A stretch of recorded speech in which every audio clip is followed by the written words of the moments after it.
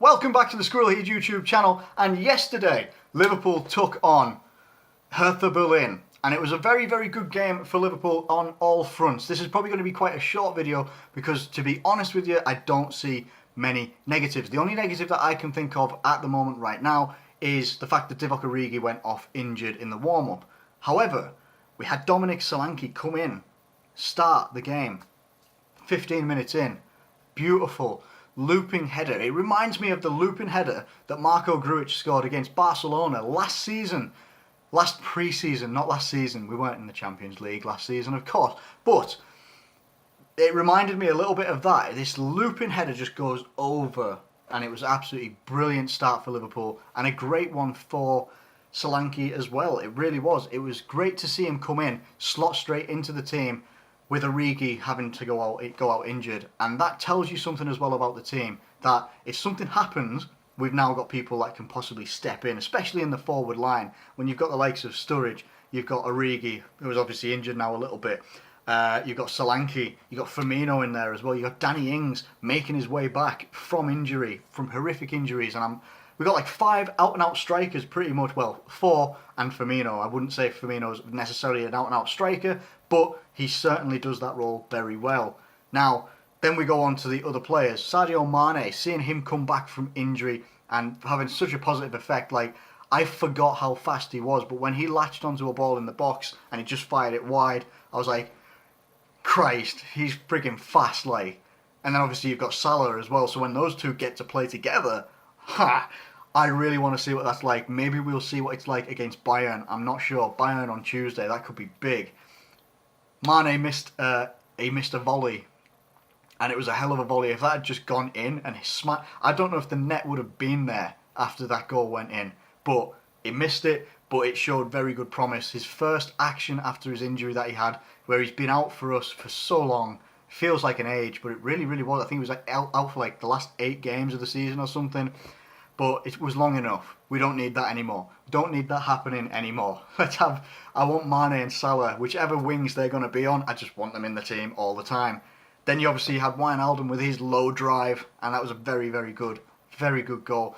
It wasn't the most high speed low drive. It kind of just like, it must have, when I've watched it in replays and stuff like that, it must have just wrong-footed the keeper, because the keeper kind of just stood there like for a long time, and it just seemed like that ball was just allowed to kind of go in slow motion just into that left-hand corner. But hey, I'll take it all day long.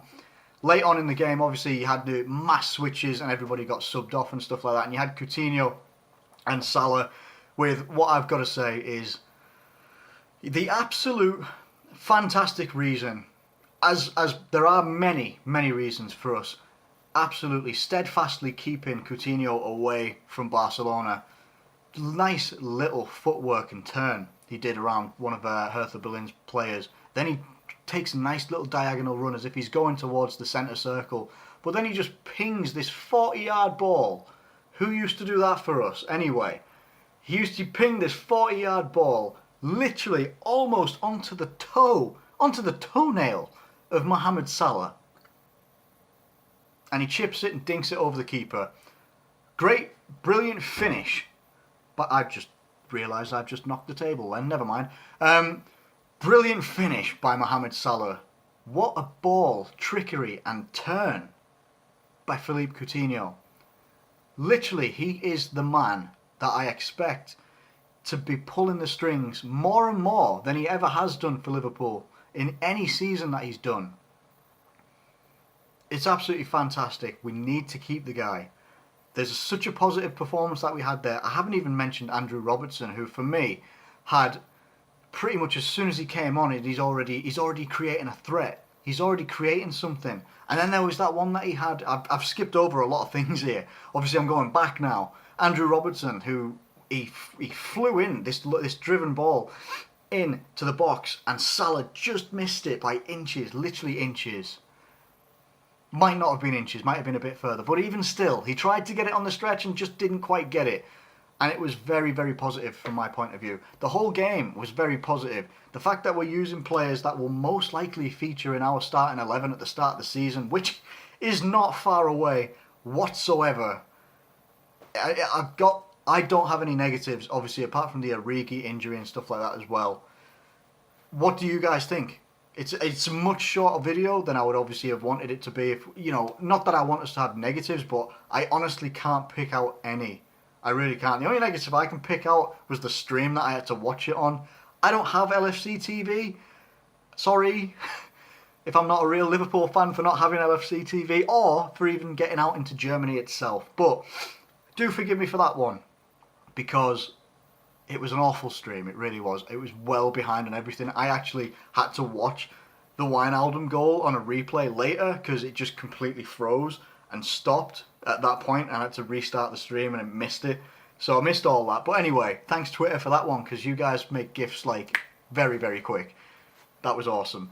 Anyway, let me know what your thoughts are in the comments below, and what are you expecting ahead of the Bayern Munich game, because I think that's going to be quite a key game. It's going to be our biggest step up in competition that we've had this pre-season, ahead of possibly Napoli or Atletico Madrid. Not sure which one.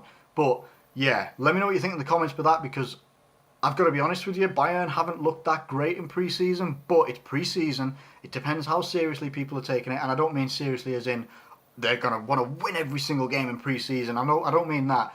It just kind of looks like Bayern have been kind of like skating through, and maybe they're saving it all for the actual season itself. I'm not sure. But let me know what your thoughts are in the comments below. Thank you ever so much for watching. As always, get your comments in below. Subscribe if you're new around here, and I'll catch you later.